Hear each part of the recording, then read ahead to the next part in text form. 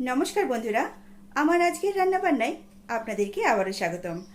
আজকে আমি আপনাদেরকে ইলিশ মাছের মাথা দিয়ে কচুর ডাঁটা রান্না করে দেখাবো। কচুর শাক তো অনেক খেয়েছেন ইলিশ মাছ দিয়ে। আজকে আমি দেখাবো কচুর ডাঁটা কী করে ইলিশ মাছ দিয়ে রান্না করা যায়। তাহলে চলুন বন্ধুরা, দেরি না করে দেখে নিই আজকের রান্নাটি। তো রান্নাটি শুরু করার আগে প্রথমেই আমি যাব মাঠে কচুর ডাঁটা তুলতে। যেহেতু আমাদের গ্রামের বাড়ি, তাই আমাদের আশেপাশে প্রচুর কচুর শাক বা কচুর ডাঁটা পাওয়া যায়। তো চলুন প্রথমেই আমি সেখানে যাব আর বেছে বেছে মোটা মোটা কচুর ডাঁটা তুলে নিয়ে আসবো। তাহলে চলুন বন্ধুরা, আমার সঙ্গেই থাকুন।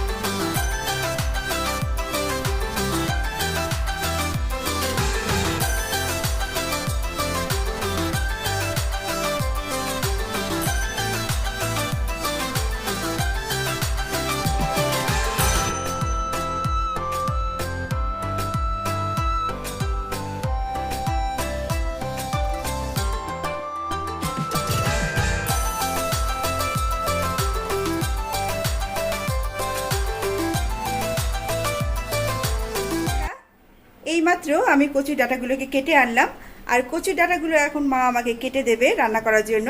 তো কচুর ডাঁটা কীভাবে কাটতে হয় সেই পদ্ধতিটিও তোমাদের আজকে আমি দেখিয়ে দিচ্ছি। তাহলে চলো।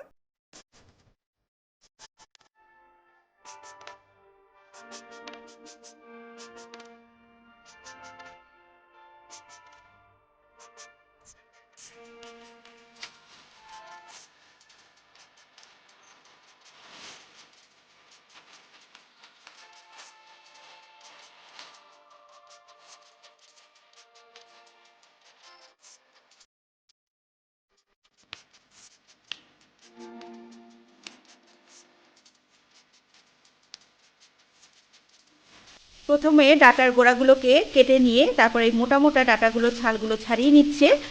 আর ছালগুলো ছাড়ানো হয়ে গেলে এরকম কিন্তু ছোট ছোট টুকরো করে কেটে নিচ্ছে। কচুর ডাঁটা দিয়ে ইলিশ মাছের মাথা দিয়ে খেতে কিন্তু খুব ভালো লাগে। তোমরা কিন্তু অবশ্যই বাড়িতে এই রেসিপিটি ট্রাই করে দেখো। আর আজকে তো তোমাদেরকে আমি রেসিপিটি দেখিয়ে দেবো কিভাবে এটা রান্না করতে হয়। বন্ধুরা, এই মুহূর্তে আমি এই কচুর ডাঁটাগুলোকে ধোয়ার পদ্ধতি তোমাদের সামনে তুলে ধরছি। এই দেখো, কচুর ডাঁটাগুলোকে প্রথমে একটি বালতিতে নিয়ে নেওয়া হলো। যেহেতু অনেকগুলো কচুর ডাঁটা, তাই একটু বড় জায়গায় নিলে ধোয়াটা সুবিধা হয়। তারপর এর মধ্যে দিয়ে দেওয়া হচ্ছে সামান্য পরিমাণে একটু লবণ। লবণটা আন্দাজ মতো দিতে হবে।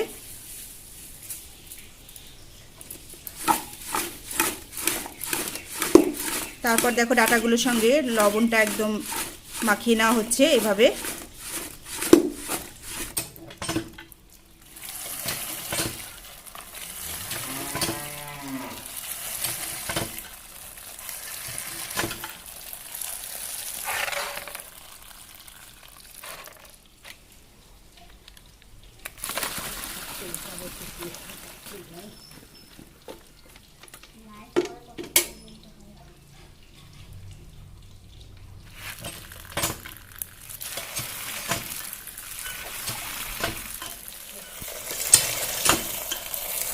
কচুর ডাঁটাগুলো খুব ভালোভাবে ধুয়ে নেওয়া হচ্ছে। 3 থেকে 4 বার কিন্তু এটাকে ধোয়া হলো।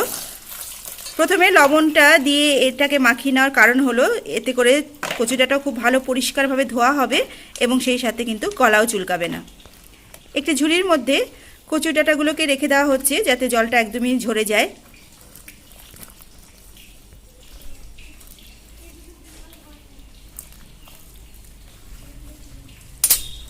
বন্ধুরা, আমি এই মুহূর্তে চলে এসেছি রান্নাঘরে। আর রান্নাঘরে প্রথমে আমি ইলিশ মাছগুলোকে ভেজে নেব। আর ইলিশ মাছের মাথাগুলো ভাজা হয়ে গেলে কচুর ডাঁটা দিয়ে আমি ইলিশ মাছের মাথা দিয়ে রান্না করে নেব। তাহলে চলুন বন্ধুরা দেখে নিই আজকের রান্নাটি। বন্ধুরা এখন আমি রান্না করতে যাচ্ছি কচুর ডাঁটা। আর কচুর ডাঁটা রান্না করার আগে আমি একটি ভাজা মশলা তৈরি করে নেব। এই দেখো এখানে নিয়েছি আমি গোটা জিরে, গোটা ধনে এবং কিছু তেজপাতা এভাবে চিড়ে নিয়েছি। এগুলোকে প্রথমে আমি কড়াইতে একটু ভেজে নেব। কড়াইটা আমার গরম হয়ে গেছে, কড়াইতে আমি সমস্ত মশলাগুলোকে দিয়ে দিলাম। এই দেখো ভাজা মশলাটা আমি হালকা আছে 2 থেকে 3 মিনিট একটু ভেজে নেব।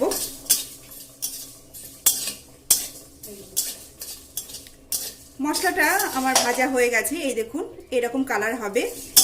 মশলা থেকে যখন একটা দারুণ স্মেল বের হবে তখন কিন্তু মশলাটাকে নামিয়ে নিতে হবে। আমার মশলাটা একদমই ভাজা হয়ে গেছে, এখন আমি মশলাটাকে নামিয়ে নিচ্ছি। এগুলোকে কিন্তু এখন আমি শিলনোড়াতে গুঁড়ো করে নেব। বন্ধুরা এবার এই কড়াইতেই আমি কচুর ডাঁটাগুলোকে একটু ভাপ দিয়ে নেব। এই দেখো আমি গরম কড়াইতেই কচুর ডাঁটাগুলোকে একদম ঢেলে দিলাম।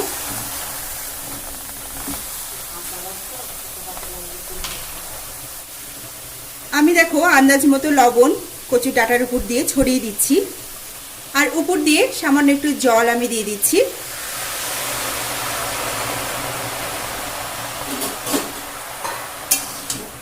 এখন কচু ডাঁটাগুলোকে আমি খুব ভালোভাবে একটু নেড়ে চেড়ে দিচ্ছি।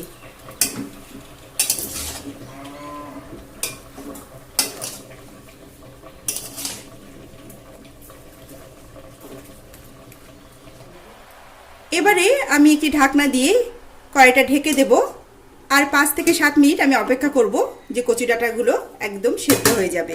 আর এ সময় আমার গ্যাসের আঁচটা কিন্তু মিডিয়াম টু হাই হিটের মাঝখানে রয়েছে। মিনিট 5 পরে এবারে আমি ঢাকনাটা খুলে ফেলছি।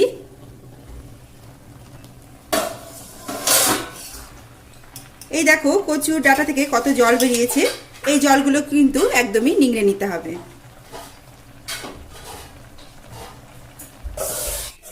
এখানে আমি একটি ছিদ্রযুক্ত গামলা নিয়ে নিয়েছি, আর নিচে নিয়েছি আরেকটি ছোট্ট পাত্র। এবারে এর মধ্যে আমি কচুর ডাঁটাগুলোকে ঢেলে দেব, যাতে জলটা একদমই নিংড়ে নিচে পড়ে যায়।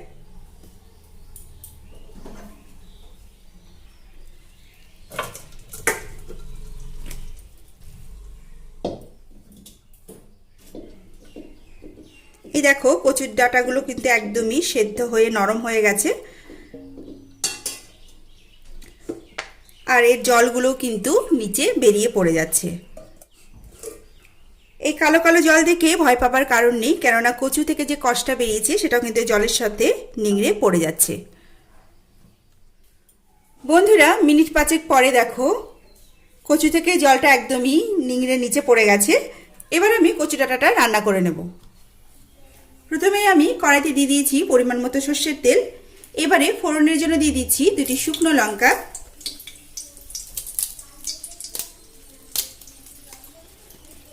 একটি তেজপাতাকে আমি 2 টুকরো করে নিয়েছি।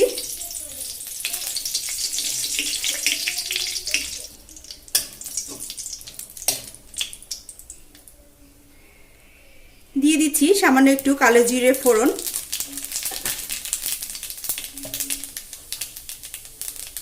এবারে এই বাটিতে আমি কিছু ভাজা কলাইয়ের ডাল নিয়েছি, এর মধ্যে কিছুটা পরিমাণ কলাইয়ের ডাল আমি এর মধ্যে দিয়ে দিচ্ছি।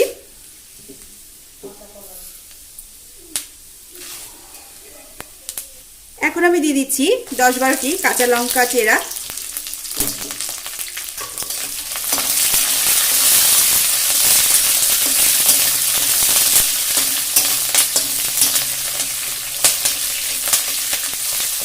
যখন এই ফোড়নটা খুব ভালোভাবে ভাজা হয়ে গেছে তখন আমি দিয়ে দিচ্ছি কচু ডাঁটাগুলোকে।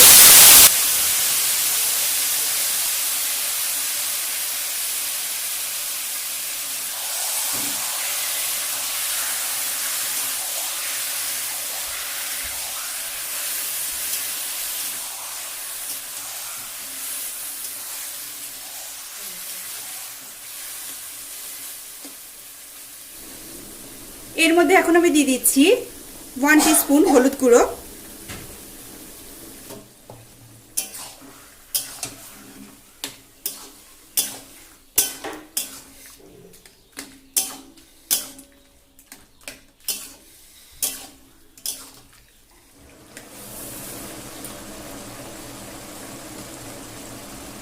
এবারে দিয়ে দিচ্ছি আন্দাজ মতো লবণ।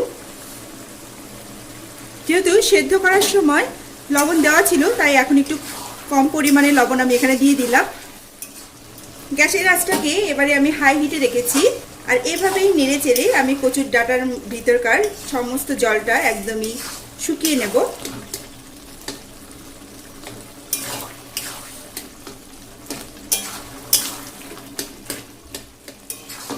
এই দেখুন, কচুর ডাঁটার জলটা কিন্তু অনেকটাই শুকিয়ে গেছে।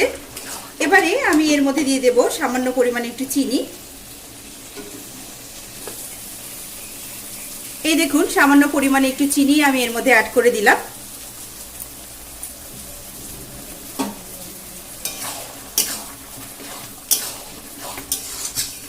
চিনি দেওয়ার পরে আবারও আমি ডাঁটাটাকে খুব ভালোভাবে একটু নেড়ে ছেড়ে দিচ্ছি। খেয়াল রাখতে হবে ডাঁটা যেন নিচ থেকে একদমই লেগে না যায়। এখানে আমি ইলিশ মাছের মাথাটাকে ভেঙে নিয়েছি, আর এখন আমি কচুর ডাঁটার মধ্যে এটাকে দিয়ে দিচ্ছি।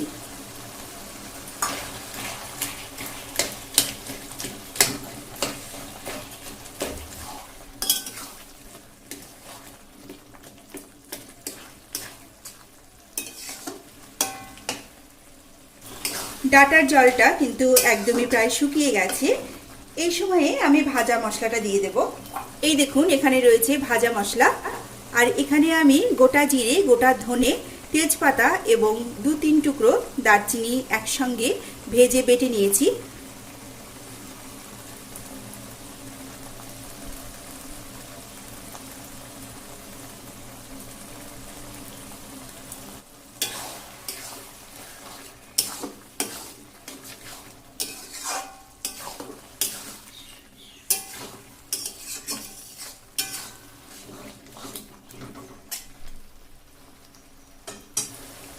এবারে আমি কিছু চালের গুঁড়ো এখানে অ্যাড করে দেব।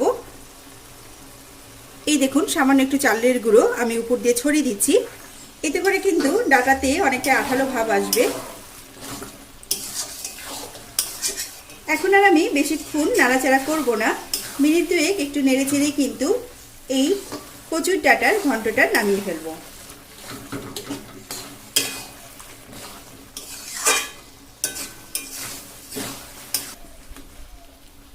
এখন আমি গ্যাসের আঁচটিকে বন্ধ করে দিচ্ছি। এবারে আমি একটি সার্ভিং প্লেটের মধ্যে কচুর ডাঁটার ঘন্টটাকে নামিয়ে নিয়েছি। বন্ধুরা, এভাবেই আজকে আমি খুব সহজেই আপনাদেরকে ইলিশ মাছের মাথা দিয়ে কচুর ডাঁটার ঘন্টটি রান্না করে দেখালাম। আশা করি রেসিপিটি আপনাদের ভালো লেগেছে। গরম ভাতের সঙ্গে এই ধরনের কচুর ডাঁটার ঘন্ট কিন্তু দারুণ জমে যায়। আপনারা কিন্তু অবশ্যই বাড়িতে এই রেসিপিটি একবার হলেও ট্রাই করে দেখবেন। আর যারা আমার চ্যানেলে নতুন এসেছেন তারা কিন্তু অবশ্যই আমার চ্যানেলটিকে সাবস্ক্রাইব করে নিতে ভুলবেন না, আর পাশে থাকা বেল বাটনটি অবশ্যই প্রেস করে দেবেন, যাতে যখনই আমি এরকম কোনো সহজ এবং ঘরোয়া রান্নার রেসিপি আনি না কেন সেটা সবার আগে পৌঁছে যায় আপনাদের কাছে। আর রেসিপিটি ভালো লাগলে অবশ্যই একটা লাইক এবং শেয়ার করতেও কিন্তু ভুলবেন না। আজকে তাহলে এই পর্যন্তই। সবাই ভালো থাকবেন। নমস্কার।